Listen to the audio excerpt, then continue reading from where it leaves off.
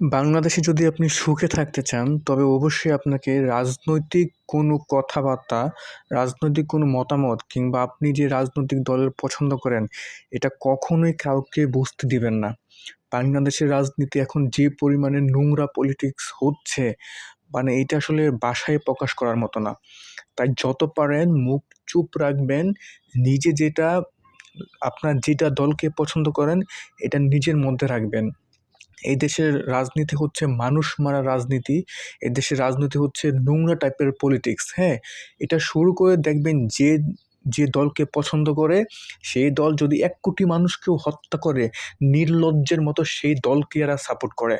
আমার পরিচিত কয়েকটা এরকম মানে করেন যে একটা স্টুপিড আছে।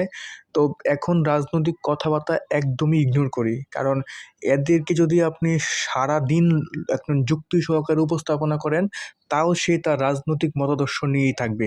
দেশের কথা চিন্তা করবে না।